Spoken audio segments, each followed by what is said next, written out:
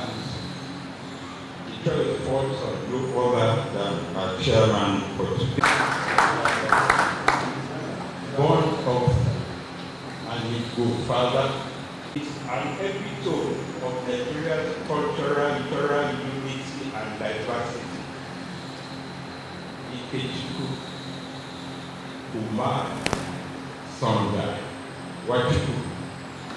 That he created the Nigerian Directorate of Employment, NDE, that employed a lot of people.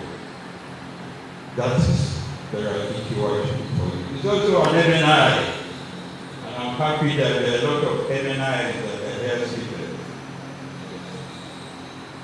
The MNI, otherwise people call us the Mafia Nigeria Incorporated, also means a lot of marks. And by sheer coincidence, I was the head of the Trade and Investment Department that I had the opportunity to nurture and also to manage when I was the Minister of Foreign Affairs.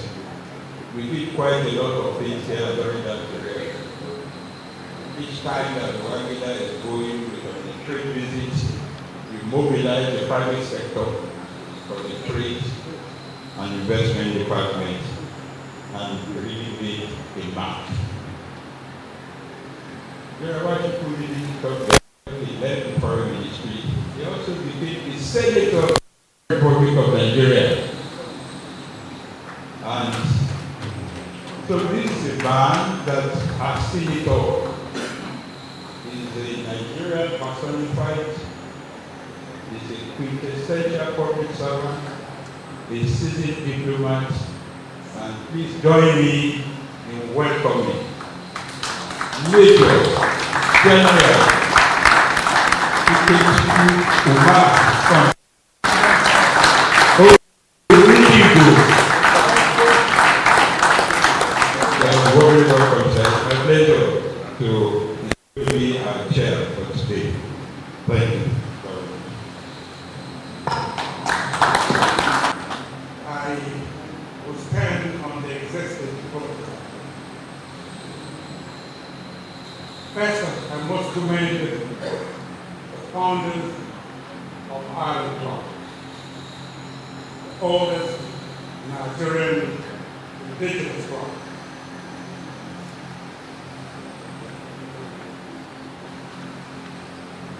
It was clearly a fitting answer to the colonial powers of the time who had their own exclusive club, to which Nigerians were ready for what the people, the Yoruba club, yet another answer. It was one tennis club, international relations soldier, the President Donald Trump of the United States, and highly developed. And each people strongly being players in Africa and world trade, respectively. In close collaboration with our private sector, we started incorporated to create a highly industrialized, scientific and economic powerhouse ready to contribute to technology, world trade, and human capital development. Had we continued along this path, our country today would have been in an excellent position to benefit from whatever policy changes that powerful countries and conglomerates make. Rather, unfortunately, government after government, speakers after speakers, have told us that it was time that we as Nigerians took our own fate in our own hands. We have the capacity, we have the enablement, we have the drive. What in the name of goodness is not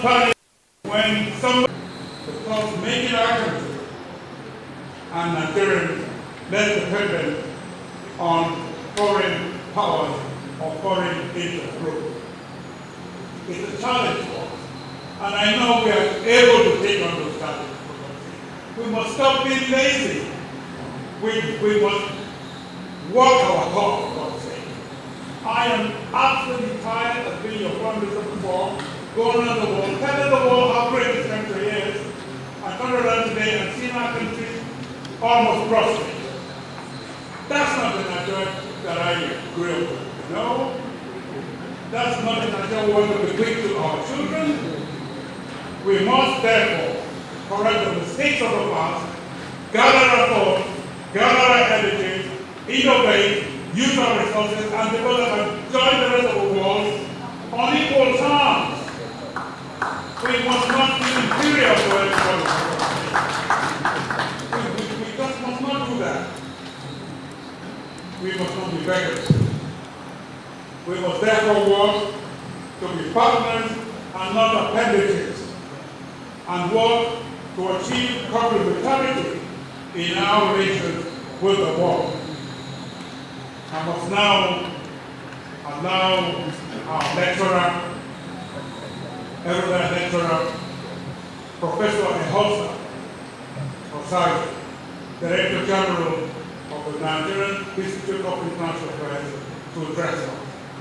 Meanwhile, the Chairman, Alan Clark, Omova, Dr. Rotimi Olatodewa, KCOP, our former chairman here, and my brothers, the management committee and members of our club, diplomatic corps, distinguished members of the Spring Club, ladies and gentlemen, I thank you for the opportunity of sharing this thing.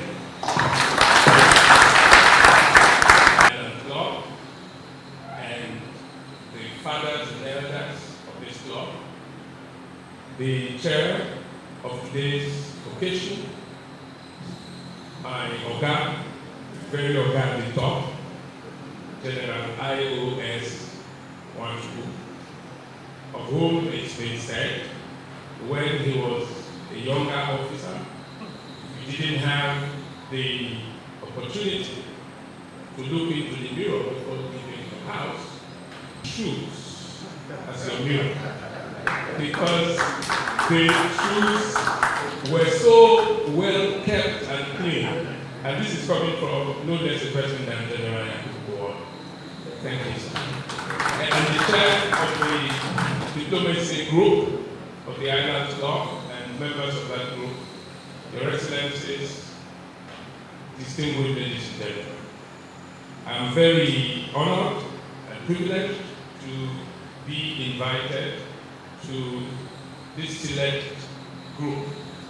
I'm sure that Mr. Adivich Nodu, who is particularly happy to note that we have our elite that remains interested in foreign affairs. Again, this is in Nigeria, the way things have come. It's quite a remarkable thing that shows that our elite is not just only about enjoying life and becoming discussions that will help us, all of us. These are not things that lead to the MFA, the Ministry of Foreign Affairs, or the Nigerian Institute of International Affairs. Not because we don't have the capacity, competencies, skills to do what is necessary, but because we all of us need to be fully involved in the most inclusive way to deal with matters that we know and that we don't know. Especially when today we're discussing perhaps the most uncertain, the most intriguing, the most confusing, and the most complex matters that have challenged us in the most recent past.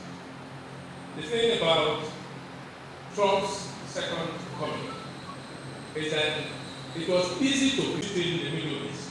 And he says, this thing we've always called